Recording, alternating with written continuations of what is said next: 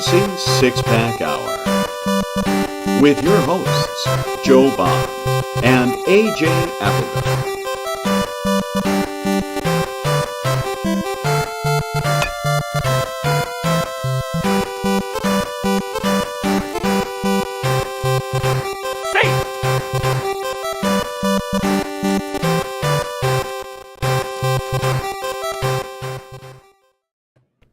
All right. Welcome to the Fantasy Six-Pack Hour. My name is Joe Bond, founder of FantasySixPack.net. With me, as usual, Mr. AJ Applegarth. What's up, man? Not much. Just repping the old school "We Won't Stop" shirt here. Thanks to Adley's walk-off today. That was phenomenal. It was awesome. Yep. The defense has really got to step up, man. The offense is not going to be able to carry this team like this for much longer. It is brutal. But yeah, so we are back this week talking a little buy low, sell high action here. Now that we are, a couple weeks into the season, we're starting to get a little bit of, tell on some of these guys. Maybe some of them are overperforming. Maybe some are underperforming. It's a little bit of a guessing game, but we got some stats behind it to help us make some decisions. And before we jump into things, though, just want to remind you all to go to fantasysixpack.net/plans and become an all-access member. You're going to get access to the most accurate rankings out there right now. Keith Lott is doing the rest of season rankings over on Fantasy Six Pack, and he was the number one most accurate ranker on Fantasy Pros last season. So you get those.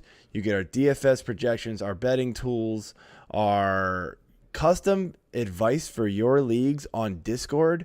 You're only going to get that if you are an all-access member. Our Discord is free, but it's just there for us to chat and have fun. You guys can talk amongst yourselves. But if you want the custom advice from all of us at Fantasy Six Pack, you're going to need to become a member. And, of course, football season is rolling in soon, so there will be much more to come with that all-access membership as well. So that being said, make sure you hit those subscribe buttons, those like buttons. Leave those comments. We appreciate it. It does us a lot of good here. And let's bring in he's not even a guest anymore. He's our third host, Mr. DapScout. What is up, man? Man, wow! I was promoted. That's amazing. I'm so excited. I don't know what to say. I mean, at this point, it's 3 weeks in a row. Might as well. Do you want the job? Just kidding. I put you on the spot. It's my dream. I started off as AJ's intern, and to work my way up through the Fantasy Six Pack family as an intern at various people. This is the dream come true. So thank you. Thank you so much. There should be some Disney music playing in the back. I was just testing you the other week when I bailed at 18, 19 minutes. I wanted to see how well you could run on your own. Right. To see if this promotion was going to be worthwhile and continue on. And shocker, I was right. So. And the thing is that you sent me that Bambi emoji, and I didn't understand what it was until I realized that it was because Bambi, was kind of walking on his legs. It was shaky, and then, finally just grew into this amazing, grew into a deer. I don't know. He was a baby deer that grew into an adult deer. It grew to a butterfly deer. Let me just touch on that for a second, because usually Bambi is known as a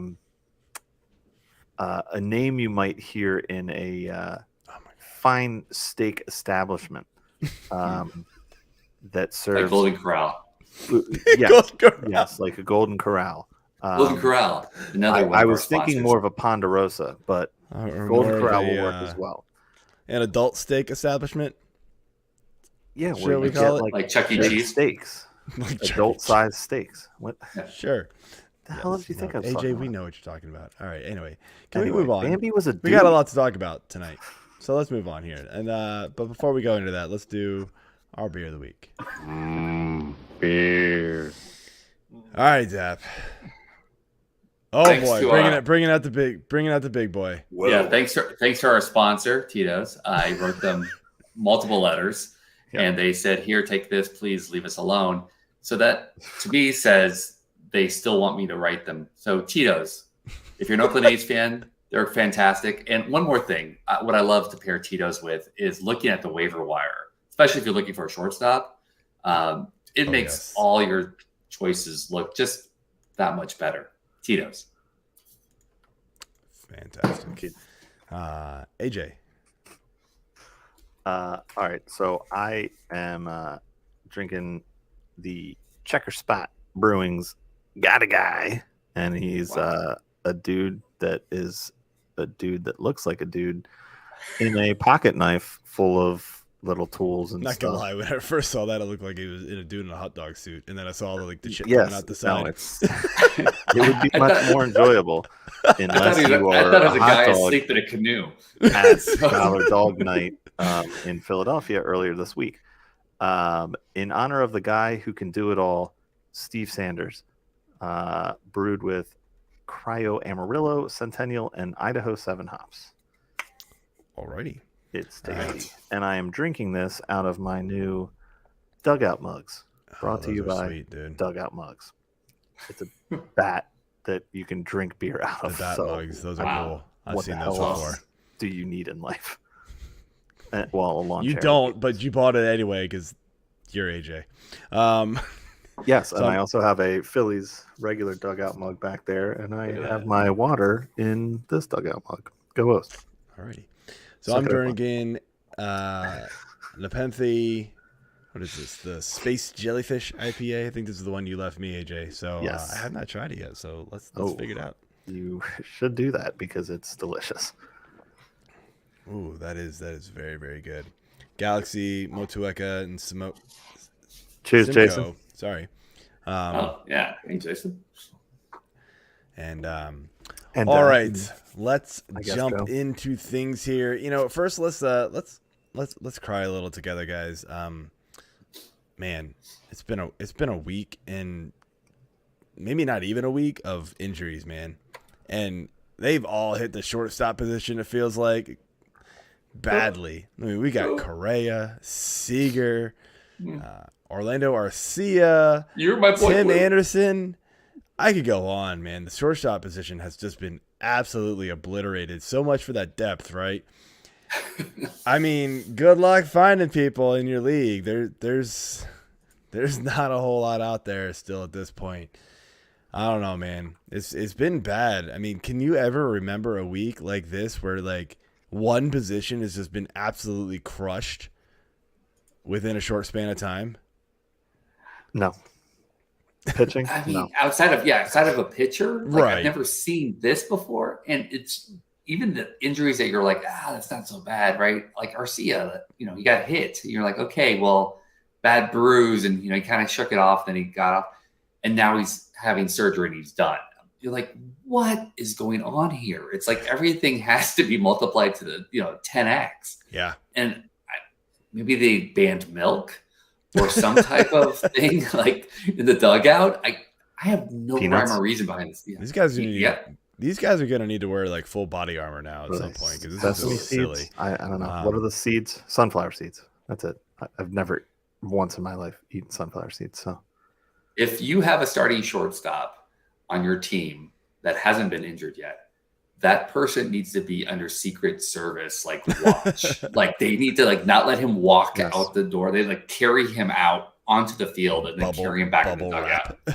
Oh my god, yeah, it's brutal, man.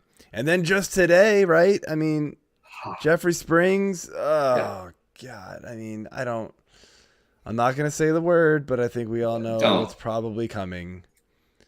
Everybody on Twitter was like, "Oh, it's just a blister. It's just a blister." It was not just a blister. This one's gonna be bad. Unfortunately, it's gonna be bad. So, Godspeed, Jeffrey Springs. You're probably out until 2025 at this point because you're probably not coming back next year. If you do, it'll be like September. So. And the thing I hope I'm wrong, but it just doesn't seem good. And the thing is that now I've gotten to the point of scared kid syndrome where it's like Anthony Santander, right? They're like saying like, oh, it's not a big deal, is what the manager says. And you're like, that's what they said about the last one, And so like now I just don't trust anybody. I just assume everybody's going to go to the grocery store and get milk and not come back for 15 years like my dad. So, it's kind of gotten to that point. I don't know. What is it? It feels like we're like 6 months into the season already, and we have that many injuries. It's nuts. Yeah, it's brutal. I mean, I haven't been absolutely destroyed by him yet. I mean, granted, it's one position, so how many leagues can you be in to be hit by like one major position? I've gotten hit by Tim Anderson and Seager in like my 7 leagues. So like, but that was 2 leagues combined. So it's like, all right, fine, I'll deal with it. But it still sucks. I mean, thankfully, I knew going in drafting Tim Anderson, I needed a pretty good backup plan.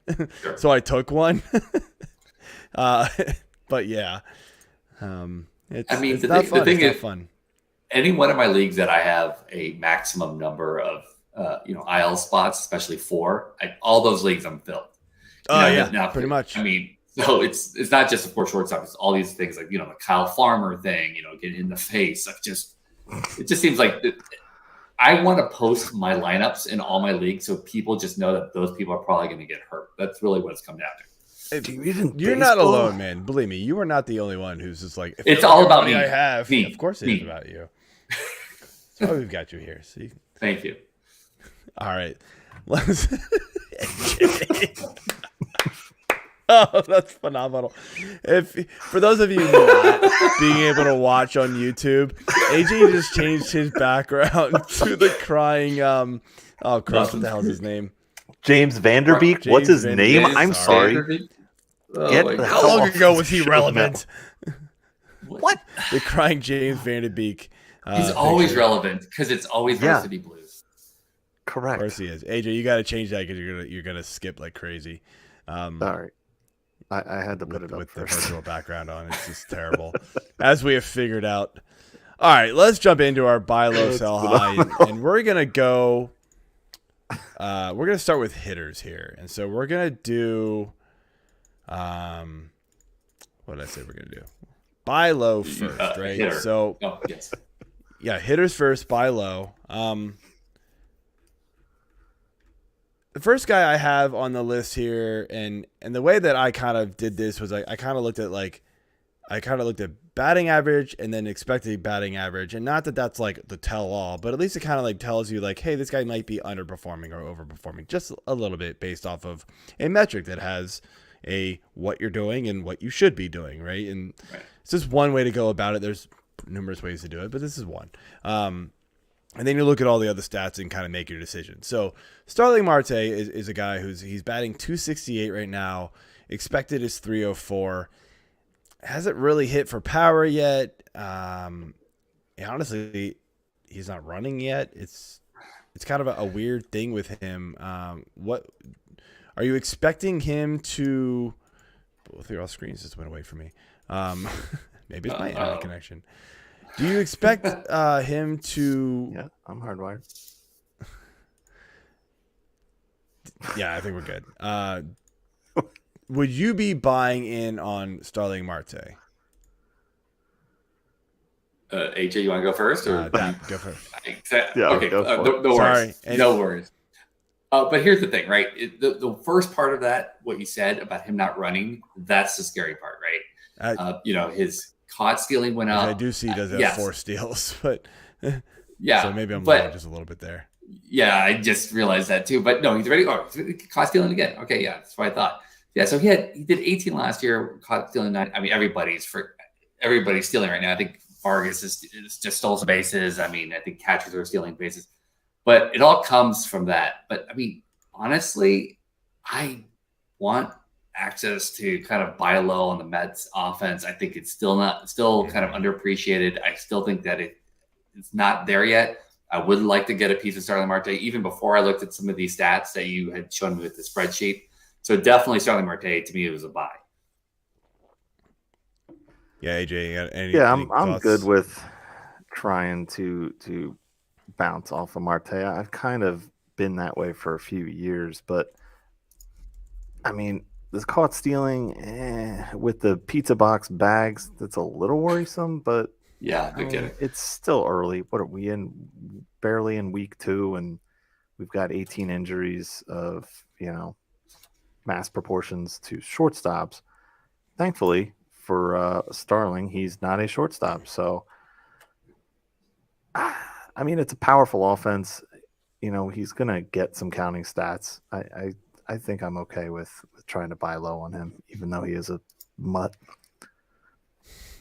Yeah, I mean, I think for me, it's like, the BABIP's low for his standards, and I don't know, it just feels like he's not being as aggressive at the plate. Like his strikeout rate is actually much, much lower, which I guess you want to say you like, but you almost want him to like start attacking pitches and getting on base more. He's just not doing anything. So, and his home run to fly ball rate is super low. And I mean, who knows? Maybe he's just hit that age where it's just like, it's just not going to be there. It could be the turning point for him, but I'm kind of buying into him being a cheap buy right now. And the next guy I've got on the list here is Schwarber, Kyle Schwarber. Batting average 188, expected 227. So, nothing great. You're not loving 227, but it is an improvement. He does have 3 home runs on the year, but it's been a really slow start for him. Only 6 barrels. BABIP's 214. It's been kind of an ugly, like, yeah, he's got 3 bombs, but like, what the hell's happening over here? Like, it's been weird. It's like if anybody's willing to sell Schwarber, I'm willing to take him. Yeah, absolutely. Fine. I mean, let's look at what he did last year, right? He had a 218 batting average and 200 strikeouts. So you didn't exactly draft Schwarber expecting him to help you with your batting average. Now, the on base percentage, you hope with the shift, you expect it to go up, but yeah, it's absolutely going the opposite direction somehow. But congratulations, Schwarber. But you did get him for the 46 bombs that he hit last year, and the RBIs. I think Phillies right now are just in disarray to begin with. And yeah, here we go, Connor. Connor Tummer, someone offered me Brendan Donovan and Jorge Soler for Schwarber today. I rejected it almost immediately. Yes. Yes, as you should have. Much as I like me some Brendan Donovan, yes, no, thank you. And the umps do not like Brendan Donovan. Has anybody seen that tweet where the umps are just like robbing him of strikes? They're way outside. He just turns and it's just like, what the hell? Well, apparently, we're still in bases. The bases are bigger, and apparently the home plate for Brandon Donovan, the base is bigger too. Yeah, apparently, yeah. It's the entire batting box, both sides, and it's like, sorry, bro, that was clearly a strike. Yeah, holy Soler. The catcher didn't even catch it. Hey, rules are rules. He hasn't even thrown the pitch yet, and he called it strike. What's that, Donovan? You want to get out of the game? All right. Yeah, I mean, I agree with the Schwarber thing. And, the one thing to keep in mind, too, last year, he started off slow for Philly, and then he caught fire in June and hit, like, I don't know, 12 or 13 home runs. Bombs in that month. Yeah, it was absurd. So I'm all in on Schwarber, and I have him in a couple of leagues, and I'm just kind of taking the lumps right now and, knowing that it's going to pay off. Hoping you don't get too far behind. Yeah, I mean, June and July last year, he hit 22 bombs together, 12 and 10. It's like, exactly. Okay. I think I'm good with that. Yeah, we'll survive with that. Just this once. Next guy here is MJ Melendez. Man, what a brutal start here. A lot of guys had him, me included, loved him coming into this season. He was one of my keepers in our league, guys, both our leagues. Batting 190, expected is 270. I mean, that's a pretty drastic improvement, or at least it should be, right? Right. Only the 1 home run, striking out a ton at like 30, almost 40%. Like, yeah, it's pretty nasty for him. I mean, when he does make contact, though, it's like, I mean, it's hella contact, dude. Like, he's only has 6 barrels, but he only has how many hits? 8. 6 of his 8 hits have been barreled. Right. If he just starts making contact, this dude's gonna rake, right? So go after him. If somebody is like just off, it's gonna be hard because it's catcher, and it's really hard to like buy catchers that have at least some sort of like history of performing well. But if somebody is like, whatever, I'm out, then absolutely go after it, MJ Melendez. Yeah. Some of the other numbers that are just off the wall with AJ Melendez, right, is he hasn't hit opposite field at all. Like his percentage is 0. Last year he hit about 14%. So you knew he was using kind of a whole field. Now he's like almost 40% pull and 56% center. And that's kind of where the big issues are. His hard hit percentage is 65%, which is like 20% more than last year. And his exit velocity is like 97, which 90 was his exit velocity last year. So again, underlying numbers show that there's a lot of improvement coming, especially when he starts spraying the ball more consistently everywhere. But yeah, somebody saw an MJ Melendez page is crazy. It's like a bunch of reds and then the K percentage, chase rate, whiff, all like dark blue, and you're like, yeah. Yeah, dude. But like, I feel like those are things that are fixable. Yeah. Like not striking out. Like don't chase the ball. Like just don't be an idiot. Just turn back into the hitter you were. But yeah, it's I really, if somebody wants to give up MJ, and I've got him in our league. Like I can't, like I said, I'm not selling. I'm holding out. Like there's no way I'm trying to trade him right now.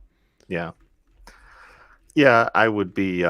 I'd be interested in going after him, especially because catcher is such a crap position. Mm-hmm. And the people that have him are probably like, oh, come on, this was like my go-to sleeper guy, and he's not panning out. Imagine that, a catcher that sucks. Jump on that if they're not willing to wait. Yeah, I mean it's easy money. Right. All right, so that is it for the buy low players that I had listed. So let's jump over to some sell highs, and we're going to start here with a Cincinnati Red, TJ Friedl, batting .350, but his expecting batting average is 185. Friedl, whatever. I don't know. I'm just saying because. Fraggle Rock, nice. Yeah. Because Max Fried is freed, so yeah, it's probably Friedl. Yep. All right, so I mean, he's got 2 bombs. I mean, yay! It's just that's big. I cannot quite figure out. I mean, his BABIP's 444. This is clearly not happening, right? I mean, I don't know who would actually buy him off of you, but if you're in a league with a bunch of chumps, dangle him out there and see what happens. You never know. Hey, I'm in 230 teamers, and I would go all over this guy just because anybody that's starting in any capacity, you try to grab in the 30. Well, yeah, 30 teamers are a different story. Let's talk about what everybody else plays in. Everybody else plays. That's not psychotic. No, yeah, he's playing out of his mind right now, unless I saw something crazy about him that he figured out that, he's left-handed, not right-handed this whole time. And, he finally saw his birth certificate. Like, oh yeah, I'm left-handed. I didn't realize that. Wasn't the other year who was like, they got contacts and they're like, oh, I can see the ball better. You're like, the hell have you been doing the last 20 years of your life? Well, at the same time, you're like, really? You didn't know you had poor vision? That's amazing. But yeah, I mean, like, look, his strikeout percentages are off the charts right now, like bad. And he's doing everything kind of in line. The only thing he's not doing is not hitting fly balls, which is weird because you typically see kind of power numbers go up because you hit more fly balls. He's spraying more to the middle, center. But other than that, I mean, honestly, there's nothing I could find here that would be like, oh my God, yes, TJ is. No, yeah, I would absolutely. If anybody would give me any player of value for TJ, I would sell an heartbeat. I'd be worried about him being on my lineup. Yeah, so it's like the opposite for. It's like the opposite of Melendez when you look at the baseball stuff page. It's all blue and then like a couple of reds. So you're like, no. I mean, average exit velocity is 17th percentile. No. Hard hit percent, 1 percentile. Okay, well, Not happening.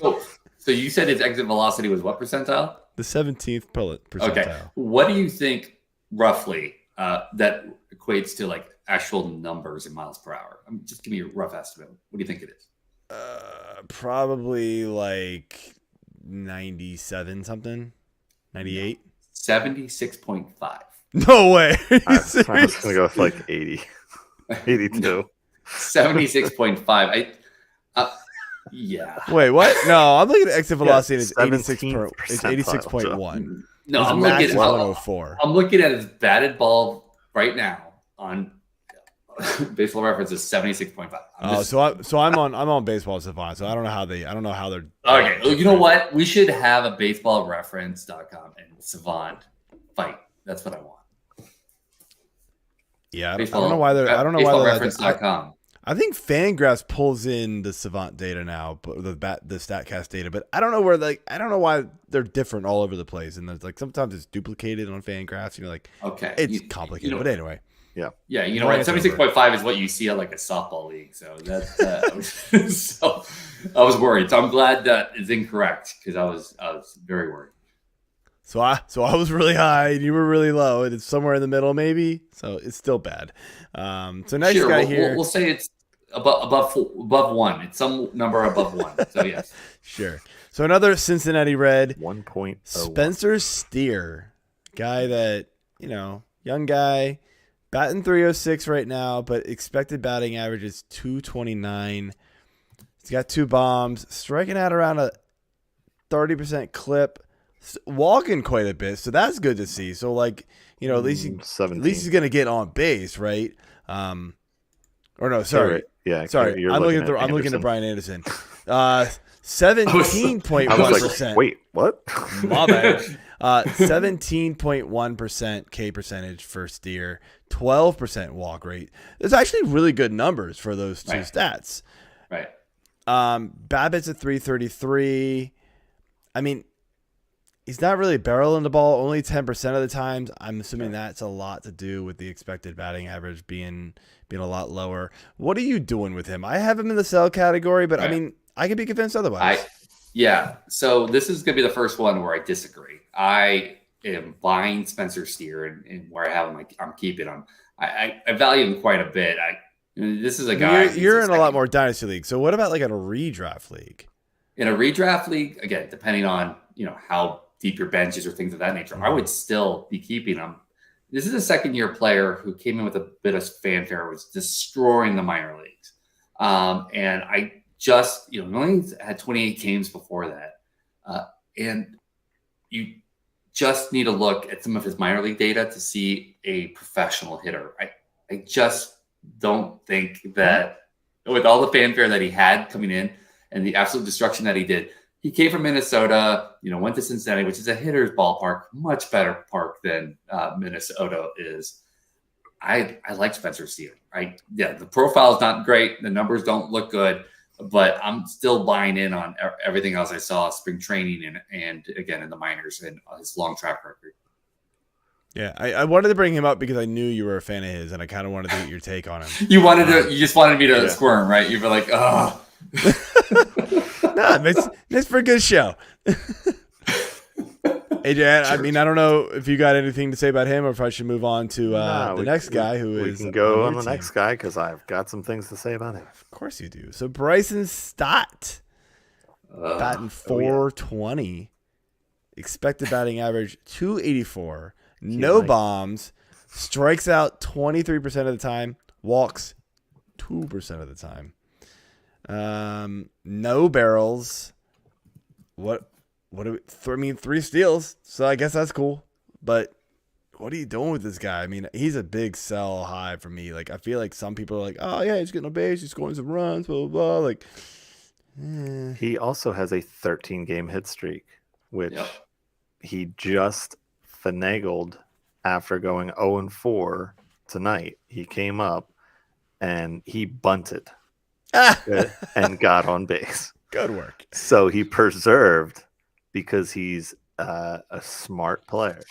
No, I say that kind of in jest, but He is. He sat behind Gene Segura last year, and they really developed a good, friendship and working relationship. And I think he learned a lot from Segura. And they've just faced off against each other this week, and Segura got the better hand. So I think that just looking at Stott from last year too, towards the end of the season when he was really getting more frequent at bats, he's very patient. Yeah, he doesn't necessarily walk, but it's funny because he gets on base like 2% of the time. What's that? I know he's a good contact hitter. He makes contacts. He fights off a ton of pitches, and he eventually gets on base. So I'm a little biased. So Stott was. I mean, I hate to do this because, agreeing with AJ, I know might get me off the show and I'll not be invited back. But Stott was a buy for me because he had such a hot end to his season last year. And it looked like he really kind of figured it out. I don't know kind of who the real Stott is, but I bought him pretty much everywhere. He struggled so bad in the first half of that season that he had to have kind of the breakout that he had the second half of the season just to end up with the mediocre numbers that he did for the entire season. I remember that. I mean, I think it was like 116 in the month of May or something, just something nuts. Yeah, he was not good to start. I think the whole Phillies team, is kind of underperforming. Started off pretty slow. Yeah, and so I don't know. Not good right now.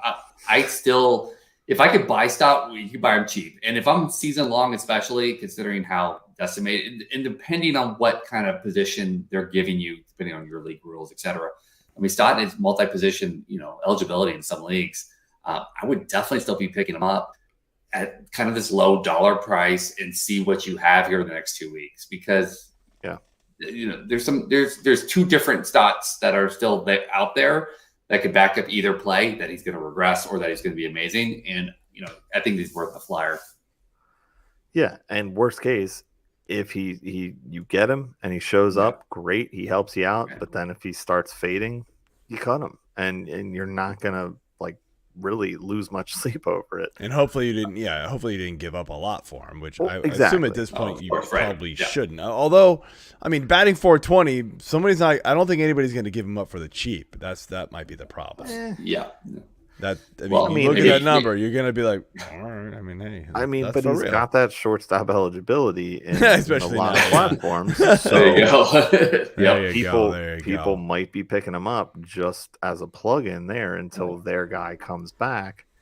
And they're like, oh, wow, okay, yeah, so this guy's kind of hitting. He's playing well. I mean, I tend to look at the what have you done for me lately scenario of changing to the last 7 days or the last 14 days. It's a little hard at this point because it's the entire season or 7 days. But, as the season goes on, I look at those trends to see who's gotten hot and who can help me in certain categories and whatnot. And I think Stott's one of those guys. The other problem for him is Rob Thompson needs to figure out what the hell he's doing with the lineup.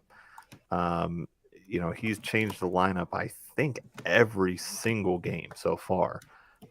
Whereas last year they're missing a ton of players. So trying to figure it out. There's lots of injuries that they're dealing with. I mean, it's kind of a mixed bag right now. But with the way that Schwarber's hitting and knowing that he's a bad, starting player in the early season, drop him in the lineup. I mean, if you offend him, you offend him, but he's such a good clubhouse guy. I don't think he's gonna. Yeah, I think maybe it will, because he was so used to just hitting leadoff last year, and then it's like, sorry, bro, Trey Turner's here. You're gonna take a seat.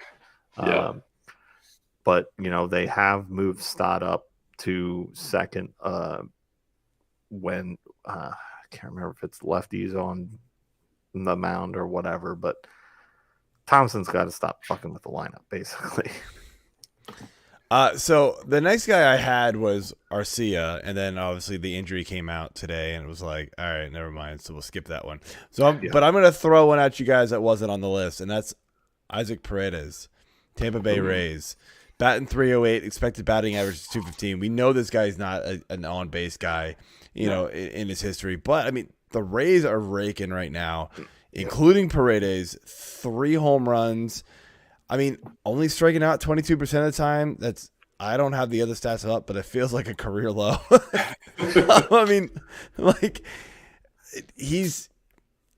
every time you turn around, the Rays are hitting home runs, and you're like, where did this come from? I mean, they were down today, and then Diaz is like, nah. No. Yeah. Yeah, like they almost lost because Springs got knocked out, and you were like, oh, well, there they go. Yeah. But like, they let up a bunch of runs too, but they scored just more. That's not typically the Rays, which is weird. So, so what do we do with a guy like Paredes who's on this team and getting a ton of playing time, which I don't think I personally expected? Did not start today though. Yeah. So the pro and con here, right, is like just like in Vegas, you always want to ride the hot streak. The problem is it's the Rays, and what I mean by that is I never know who they're starting. That's the problem where I have getting prospects for the Rays, because I don't know if they're going to turn an outfielder into a pitcher, or suddenly they're going to turn in the shortstop into a catcher or something weird. Like, I mean, look, it's great, awesome. Right? It's great in real life, but unless you have like the Francos of the world who aren't going to move off shortstop, or maybe they move in the third, whatever. But like he's always in the lineup. Beyond those types of superstars, like the Paredes of the world, I mean, yes, he's hitting, and I want a piece of that Rays kind of hot streak for cheap. It would be great, but I don't know if he's starting this week, or is he going to not only be a lefties? I can never. Here's a weird stat.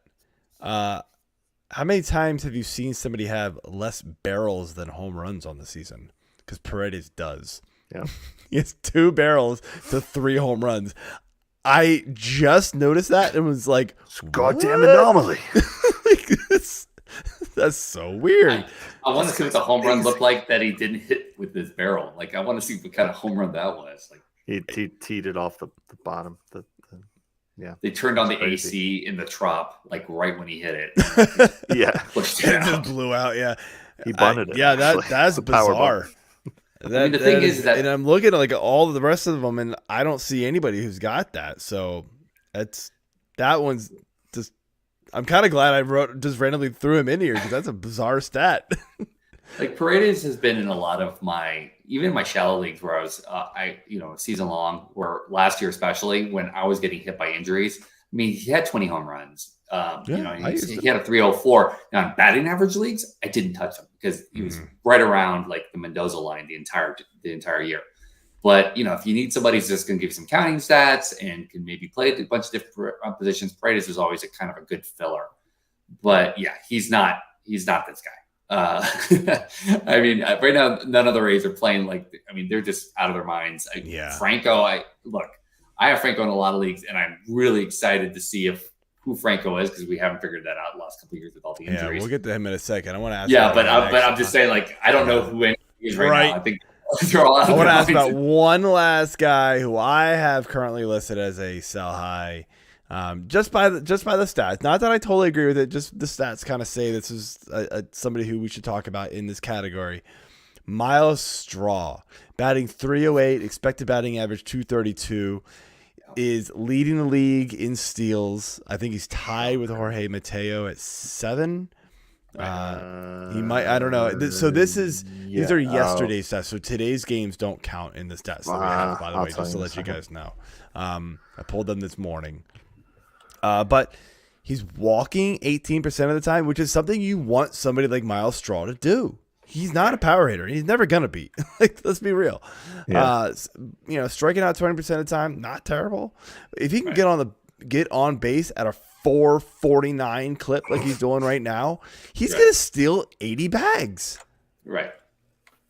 So, like, do you give up on that, thinking that that's gonna regress, right? Or are you just gonna hold and just reap the benefits of him getting on base a ton and stealing? So we talked about Myles Straw. I can't remember if it was the last show or the show before, that somebody who needed to be pushed and they brought in Will Brennan, and it looked like Myles was like, nope, I'm not letting you play. And he just played out of his mind. Yeah, I think that was right before I dipped out. 2 weeks ago. That might have been. That was our Emmy Award-winning show. I still remember that. This is the last Myles Straw for me. AJ, that's going to be the one that I submit to the FSWA for our awards because you weren't there. And it'll still, and everybody will be like, and it'll probably not win. It'll be your villain origin story. I still remember that day.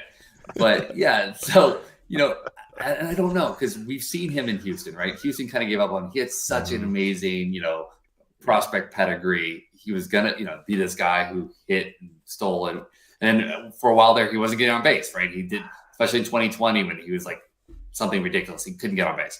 They were like, well, why don't you learn to bunt drag? And everybody was kind of like, okay, well, if you do that, we'll just stack the box. Well, now that they can't mess around with the fielding, he really is a guy who's just like Jorge Mateo. He's just so fast. Stop trying to swing the ball. Just get on base. Just get on base. Like with Jorge Mateo, when he was with the A's, I was like, oh my God, what are you doing? Just figure it out. Stop trying to hit bombs. You're not that guy. And look, you don't get Straw for his hitting. You get him for his stolen bases. If you can pick up your lineup and make it in such a way that you can make up for his batting average, then you have Straw on your team. But for any other reason, no. You don't. Points leagues. Yeah, especially points leagues. I've got him in an OBP league, and I picked him up. I got an injury and was like, whatever, click. He's got. I've played him like twice out of the 5 games I've had him. He's on my bench a lot, but whatever. There's not much out there that's pretty deep league, so he still does have 6 steals because Cleveland did not play today. So I thought, he doesn't have 6. Well, even on the Cleveland offense, Mateo. Mateo tied with now then? No, I looked at the MLB.com page, and they said they gave steals? Straw a stolen base today, even on his off day, because he was so fast. So I guess it's a bonus steal. So look at that. On his off days, he actually works for Papa John's and he delivers pizzas. So he stole somebody's pizza. Well, there you go. And stole there was a pizza, and then he was like, He's actually lactose intolerant. I don't know if you know that. Oh, that's what it is. So he's tied for the major league lead with Acuna because Mateo doesn't actually qualify. But he doesn't have enough. What? Doesn't have enough plate appearances? Apparently not. That's silly because that dude started the season on fire. He still has. Mateo was like number 1 in fantasy for that first week, wasn't he? He had like home runs and RBIs. Mateo has 6, but he stole a base today, so now he's got 7. So it didn't get counted on Fangraphs yet. Mateo's still batting .313. I know he's got 2 bombs. That's he might hit 10, but whatever. Yeah. That guy, if he can get regular playing time, could easily hit 50 stolen bases this year. I feel like that's crazy that they're not playing him enough. Yeah. All right. Well, so real quick, Dap, you had mentioned a guy that you wanted to touch on here, and that is Mr. Nolan Gorman. Yeah. So, look, Nolan Gorman is a guy I tried to just put on top of almost every trade in the offseason. I was like, oh, yeah, I'll give you this pitcher and Nolan Gorman, and you give me this guy. And nobody would touch him. I was selling him everywhere. He is out of his mind. He hit another stolen base. The thing is that when you see players like this, you can say, okay, is it a statistical anomaly or is there something to actually point at? Nolan Gorman spent the offseason, and I said this was the last show. I just can't believe he's still being so amazing about it. He focused on changing his swing to hit high fastballs. He had a big hole in his swing there, and it's paying off. Just look, he looked like he was a part-time hitter. It's the Cardinals. They're so deep. They have another 25 Nolan Gormans in the minor leagues.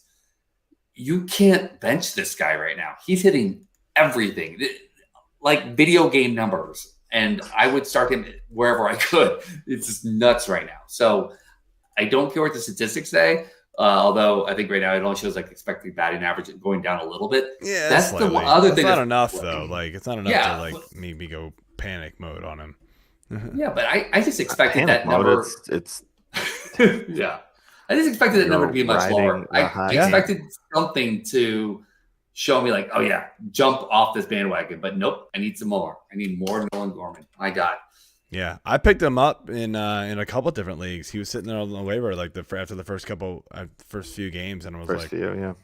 I mean, my second base position in most of my leagues sucks, like most people, and I was like, Gorman's sitting there. He's got second base eligibility. I'll take the gamble. Thank you. Yeah, dude, it's working out pretty well for me. I was rolling Adam Frazier, and then now all of a sudden he's like not playing every day. I'm like, it was more for the outfield, but. All right, so let's jump into a guy who you mentioned earlier, Dap, and that's Wander Franco. And these are the guys who, they're starting off hot. They've got some pedigree, or they've got some history, or they're starting off really cold, and but we know who they are, and we expect them to be better. But like, what do we do with these guys? So Wander Franco is one of those guys who has had the pedigree. He's always been supposed to be the guy. Like he was a number one prospect for a while there, and it just never worked out. Injuries have kind of stalled his progress. This year, man, he is starting off just like we said, a lot of these Rays players just on fire. 340 batting average, expecting batting average only 267. Fine. I mean, you'll deal with that. 4 bombs, though? Like, nobody expected that from Franco. Not like this. Yeah. He's not striking out, although he's also not walking. He's just hitting the crap out of the ball. Let's put it that way. 7 barrels on the year. He also has added, I got to scroll just a tad, 3 stolen bases. Yep. I mean, is this a guy that if somebody is like, would you sell him at all? Like for any reason at this point? I mean, knowing that obviously like the position is just getting slaughtered. He might be next because he's also an injury prone player. So we're talking about him. What's his name? Wander Franco. Whoops. Sorry. Yeah, AJ just said it, so it's gone. He's done. He put the Where's Jobu? Yep. Put the voodoo doll in. Dad's missing this. Smoke up, Jobu. Smoke up. Sorry. Yeah. Well, before AJ just jinxed him. I didn't do nothing. All right. Yes, you did, AJ. You know exactly what you did. You suck. A baseball thing. I mean, the thing is that there's nothing that he's doing right now that we didn't forecast that he could do on the high end for what he had done in the minors, right? He was stealing bases. Yes, his cost stealing was high, but I mean, his OBP was like 400 in the minors, and his slugging percentage was like at 500 sometimes and higher. He just needed to stay healthy. He was always destroying the baseball in all the levels that he was at. He was the original kind of can't miss prospect, but he just kept getting hurt. And am I going to sell him? No, because you can't play scared in fantasy. You can't gamble scared. You can't play scared in fantasy. You just can't. If you're going to be constantly worried about somebody getting hurt, at a certain point, you're going to hit a tier of player, and it's like, okay, but he's a Ferrari. And I'm going to play him for as long as I can. And if he gets hurt, he gets hurt. But I mean, you know what hurt me more is if I sold him for an absolute Brinks truck worth of like value. And then he got, then he just took off even more. He hit another level. I don't want that to happen to somebody else that I am competing against. I want it to happen on my team. Look, there's IL spots for a reason. And this is the type of gamble that you're willing to take with a high-end player like this who's showing his high-end ability. There's not a single thing here that, the stolen bases we knew were going to come, especially with the new, base rules. Exactly. And the home runs aren't cheap either that he's hitting up there. He's not hitting cheapies. He's smashing. So, I mean, he's hitting this whole Rays team. It's like they went into this season going, "Hey, we're just we've been messing with everybody for the last 15 years. Well, we figured out launch angle this offseason. All of a sudden, it's like, what? Where did this come from?" Absolutely.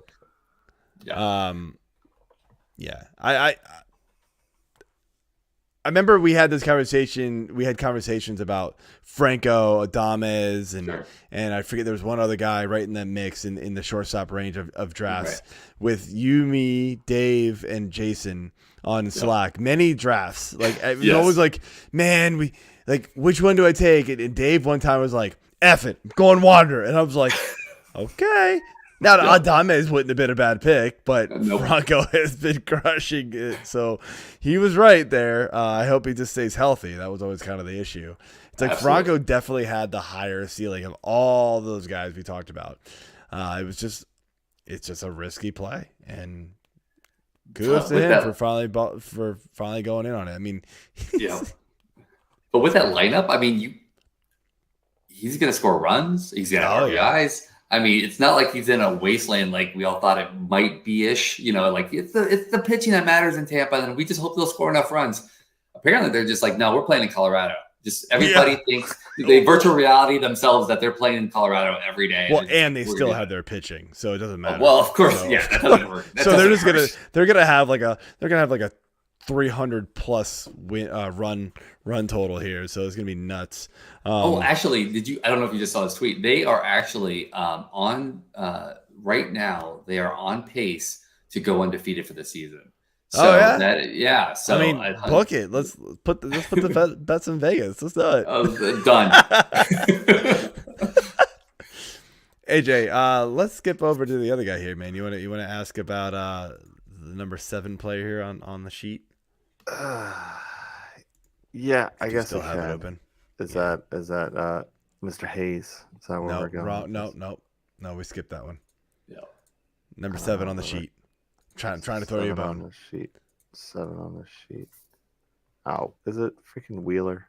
Oh my gosh! Never mind. I don't know where the actual spreadsheet. Never mind. The actual spreadsheet with all the stats. So Jared Kalenic. Yeah, Jared Kalenic. There you go.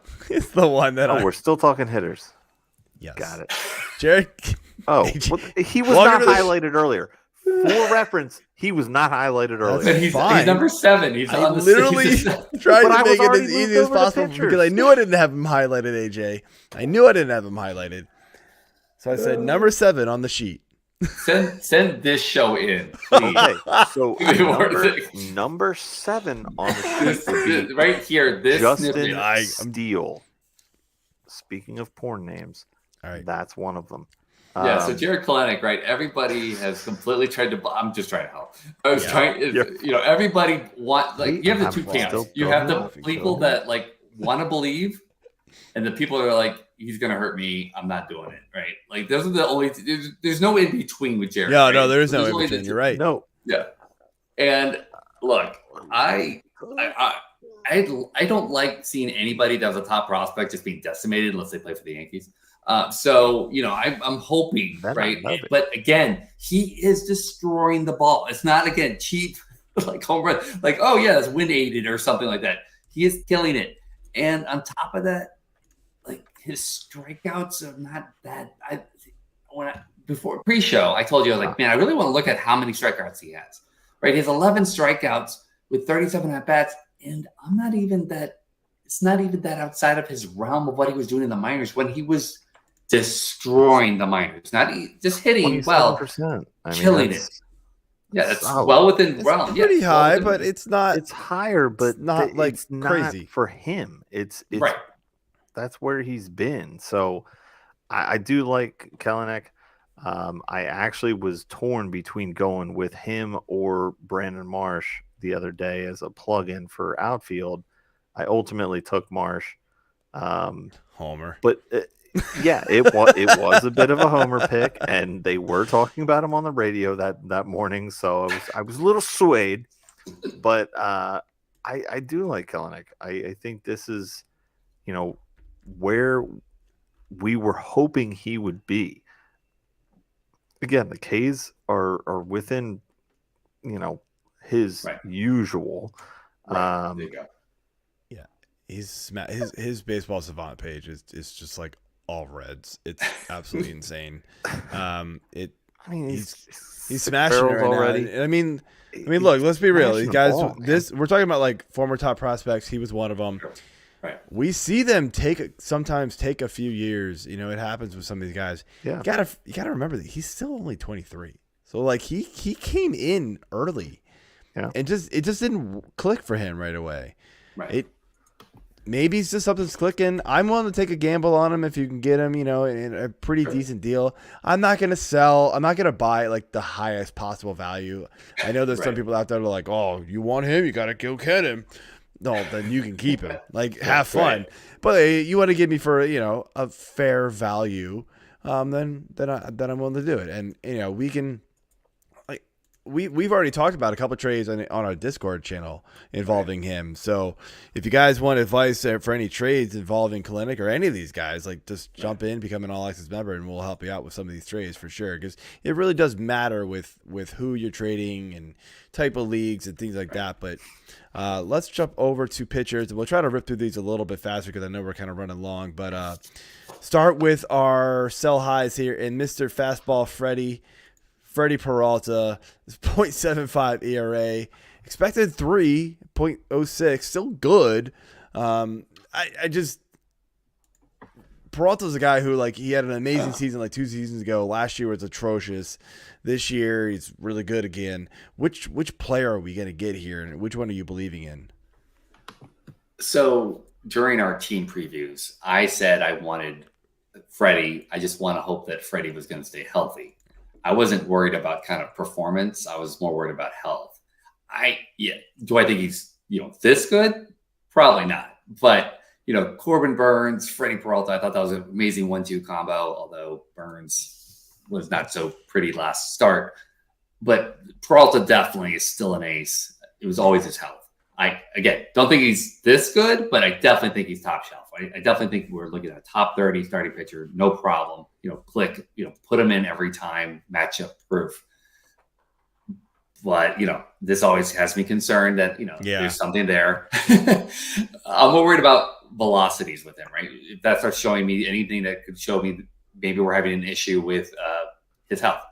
But right now, I'm just going to ride the wave with Freddie because I bought him in a lot of places where I could. I'm definitely kind of a mid-round pick and hoping just to ride it out as much as I can, like a Wander Franco type of situation where I got to hope that he stays healthy.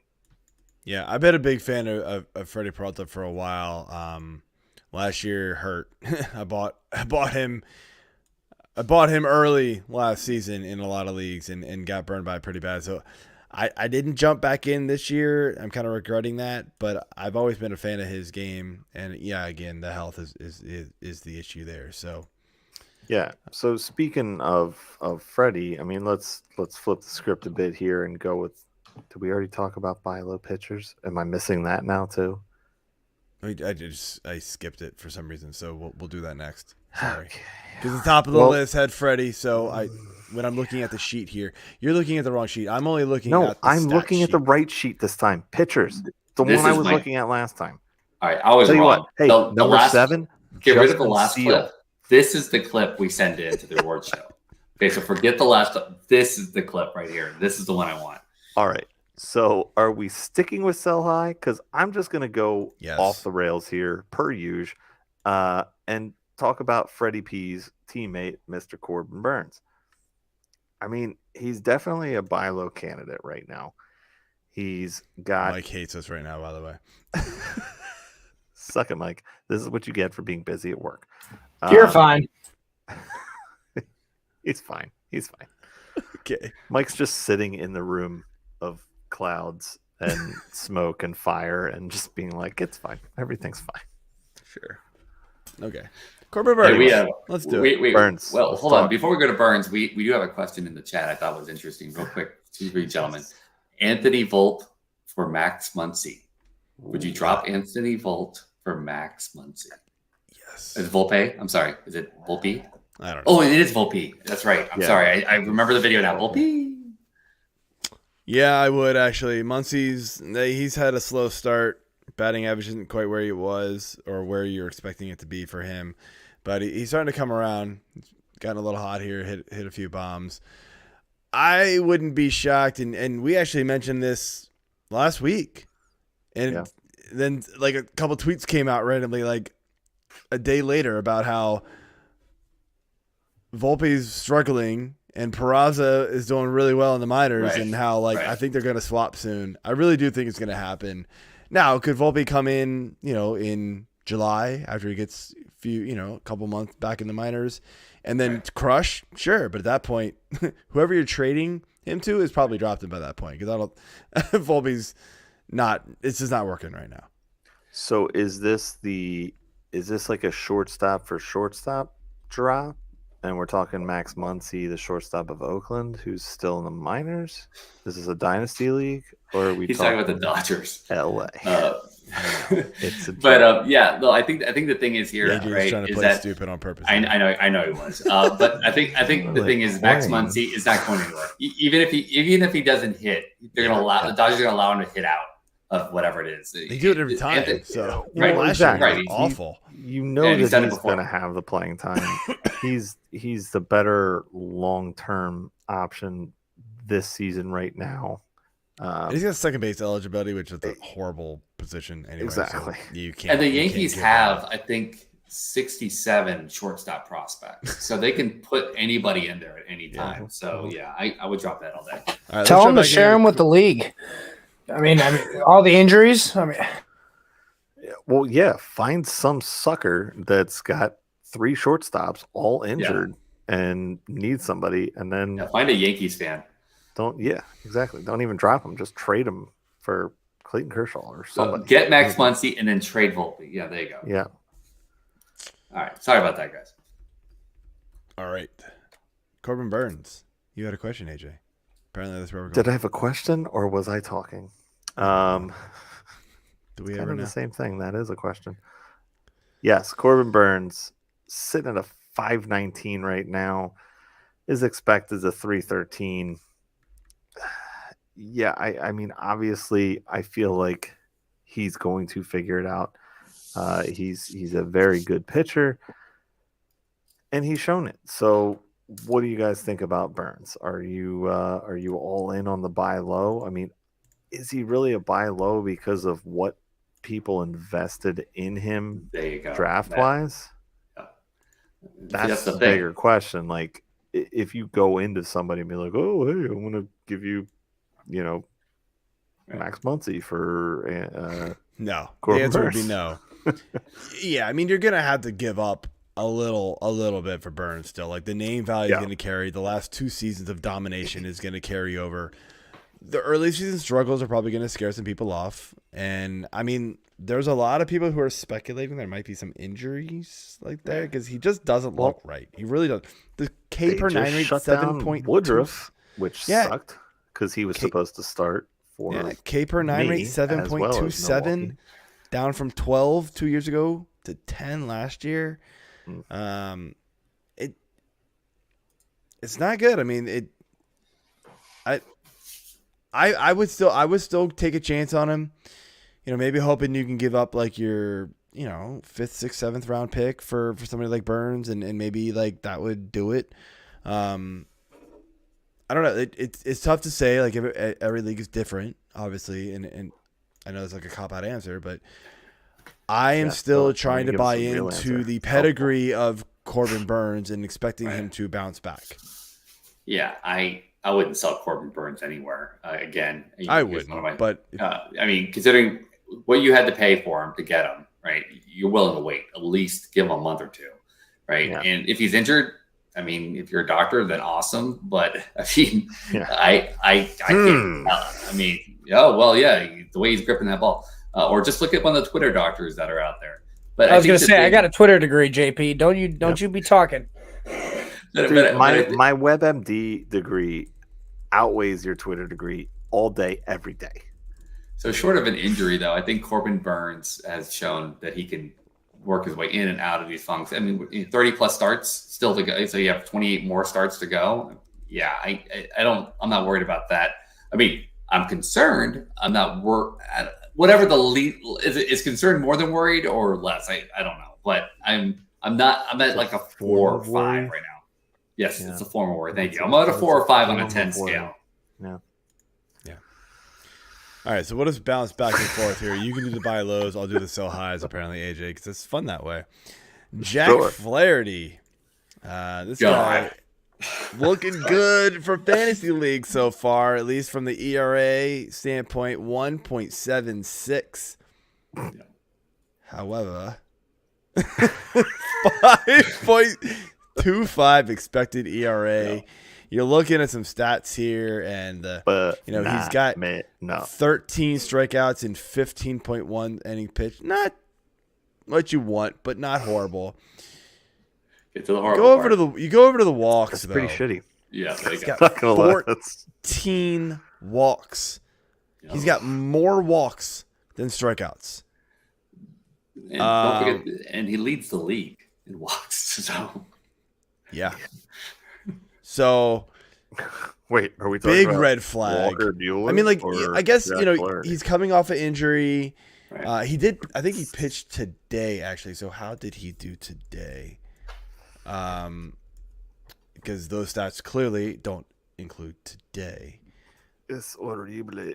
Does it work the same with him? Does he get like a walk pitched on yesterday? his off Just day? kidding. He pitched yesterday, Yeah. so not stats, great. So the stats did include. Our sound. He pitched better yesterday. He really did. So I mean, maybe that changes everything. Maybe him coming off an injury. Oh, I'm all in now. Velocity is starting to climb, and I noticed that the walks weren't. He only walked one batter last night. 6 strikeouts, so maybe there's some improvement there, but I don't know, man. Something tells me like the doubt is still there in my mind on Flaherty. Yeah. What about you? It's Jack Flaherty. So if anybody from my fantasy leagues is listening in, I love Jack Flaherty. Jack Flaherty is amazing because I have him in a couple places. Because he was like my second or third, second or third last pick. I was like, oh, Cardinals, maybe he'll bounce back. Yeah, but the thing is that everything else on his page, yes, the walks are insane, but everything else shows he's a terrible pitcher as well, right? The whip from last year is about 1.6 ish, and this year is about 1.5 already. So that's well and within line, right? He's just. I think the reason why he's able to strike people out is because they don't know where the ball's going to go, and neither does he.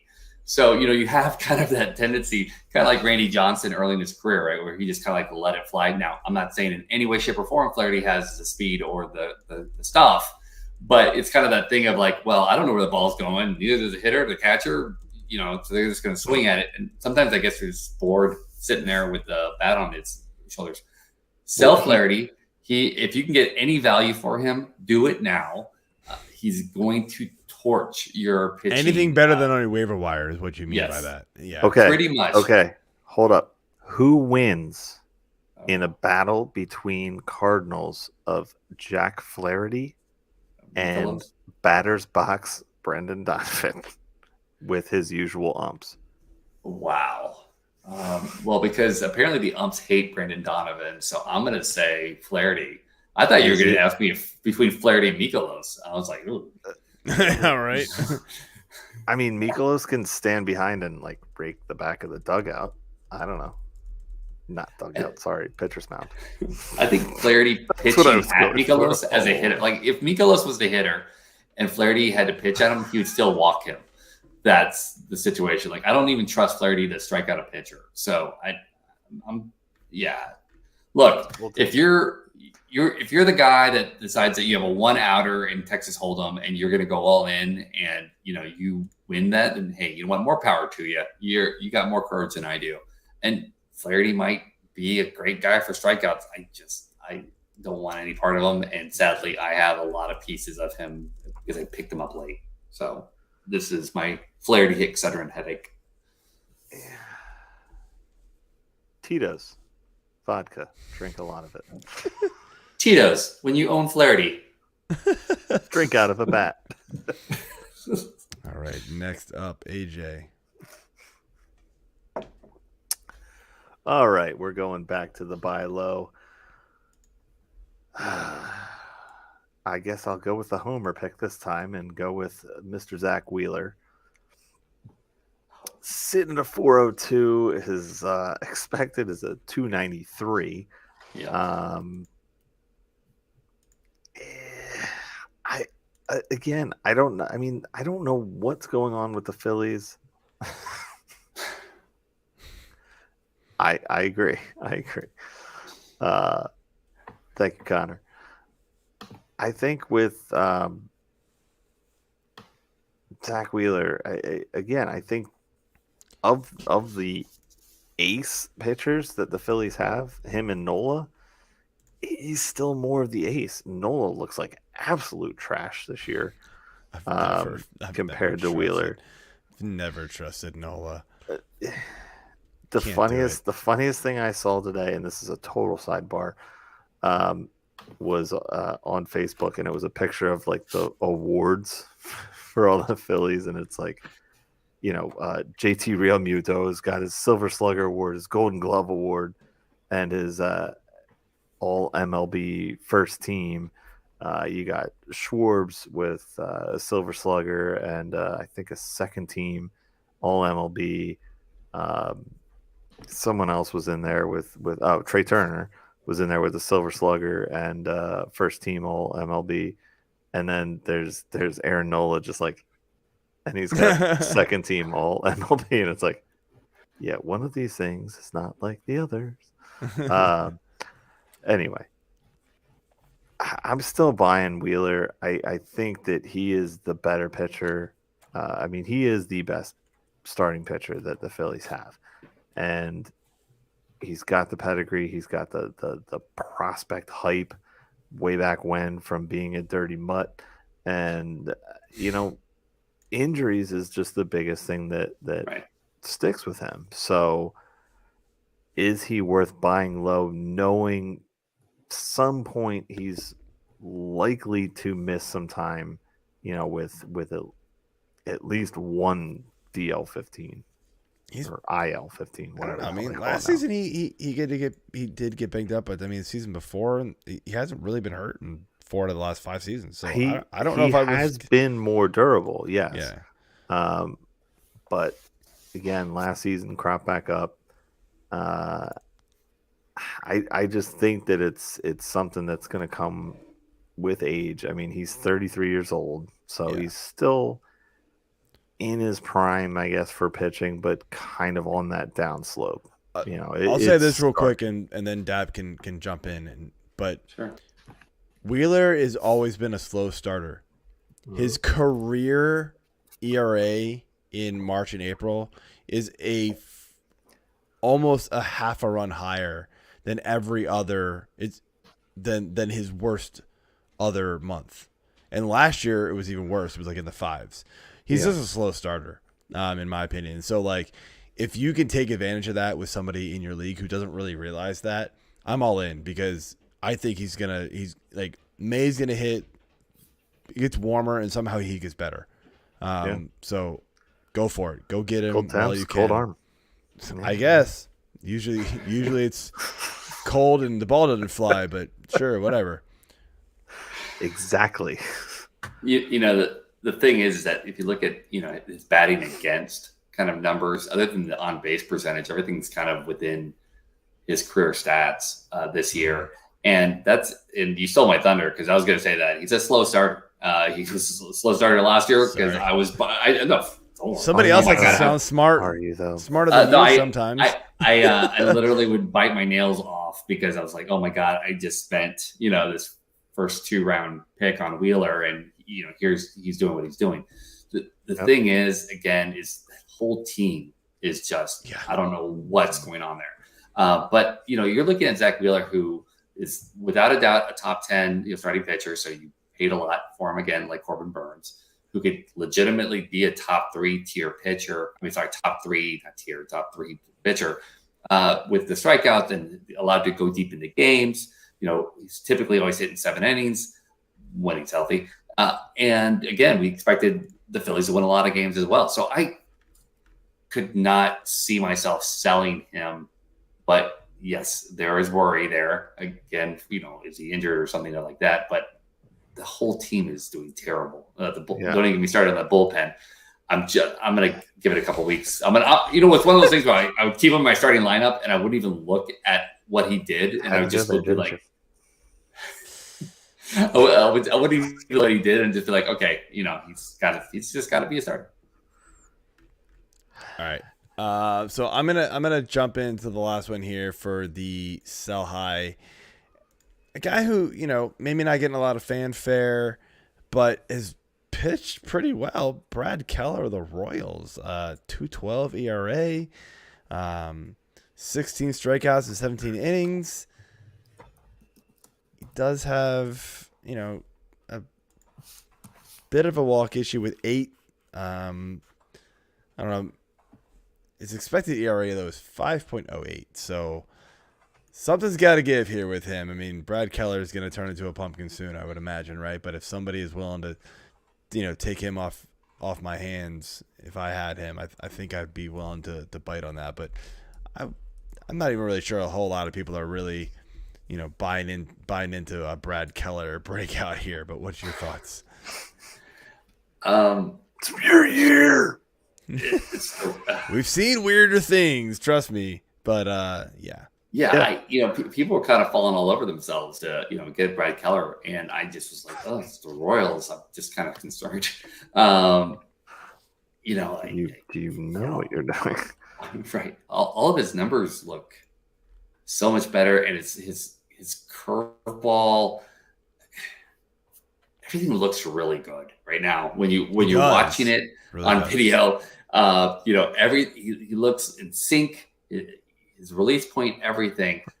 So from a eye test perspective, he definitely looks like somebody that's going to be able to continue this for a while. The numbers say something different. So there's going to be obviously some issue at some point. I don't know. If I'm getting Brad Keller, like I was able to pick him off the waiver wire about a week or two ago for nothing, 100% I'm going to ride this for whatever I can. Especially with some of the other pitching that's been going on. But I don't know this is one of those but if you're telling me that I could get, a possible, working car for $1, absolutely. I'm going to buy that car. Now, if it gets me to just and from ride work, it until it dies. Right, exactly. Write it. And I get it. Totally get it. I've done the same thing. Yeah. And that's how you, that's honestly, let's be honest, right? That's not the secret to winning in fantasy is picking up those waiver wires and dropping them when they're no longer needed and rinse and repeat. This is one of those waiver wire heroes that very few people probably grabbed. And if you're in a single season, shallow league, he's still out there probably because people are still like Royals, but go grab him, hold on to him and see what he does. Yep. All right, AJ, next up. All right, so the last buy low that we have here, and it may be a little more difficult now after his last start, but that would be Mr. Zac Gallen. He was atrocious after the first 2 games. Finally put it together in his last game and had a decent start. He's still sitting at a 4.58 ERA. His expected is 2 less than that. Again, another definitely heading into his prime age-wise at 27. He's got 21 strikeouts in 17 innings, 17 2/3. Sorry. He's 1-1. What are we doing with Gallen here? Again, it's another fairly highly priced guy. Yeah, if I've got Gallen, I'm not getting rid of him. And if somebody wants to sell him on the cheap, I'm all for it. I just believe in him to be able to bounce back. He's been a good pitcher for the last 2-3 years. So, I'll take him off your hands if you don't want him. Exactly. I am all about buying for people that are playing scared. And Zac Gallen is, again, another top tier pitcher who's going to strike out a ton. He's playing in Arizona, which is nice and dry. And it's warmer than a lot of other places. So it's perfect pitching environment. I don't know what happened with those first 2 starts in the sense of I'm not going to expect that to be in him striking out 11 in his last start. That's the Zac Gallen that if I have him, that's what I drafted for. Exactly. So, aces are going to ace to steal that line from a pitcher's list. And, all day long. Yeah. So, all right, just to save time here, I'm just gonna lump these last 4 guys together, and you can speak on 1 or 2 of them, pick and choose, whatever. So these are the guys that we're kind of like, what do we do with, right? Sonny Gray, ERA of .53, expected ERA of 4.26. We know Gray has the potential to be good, not that good, but we've seen this before. We also know injuries are probably coming with him at some point. Max Scherzer, I mean, guy going in the top 10 picks of pitchers this year, 4.41 ERA. The expected is actually worse at 4.54, but like that's just eye-popping to me that like they're both bad. They're both just really bad. You would hope that the expected would be better, but they're both bad. In fact, it's worse for him. So what do we do there with him? He showed a little bit better off of this last start, but it still wasn't great. Manoah, Alex Manoah for Toronto, 4.91. Expected ERA of 7.94. Woof. Only 11 strikeouts and 14 and 2/3 innings. And then Sandy Alcantara, 5.79 ERA, expected a 4.54. So, okay, cool, better, but still horrible. This was a guy who we all there was a lot of rumblings in the offseason. It was like, look, you buy Alcantara because he's going to give you the innings, and therefore he's going to, rack up a ton of Ks because, he wasn't like a 10, 11, 12 K per 9 guy. He's an 8 to 9 K per 9 guy. But, like, he gave you 230 innings, so you still got 200 strikeouts. And so you were fine with it.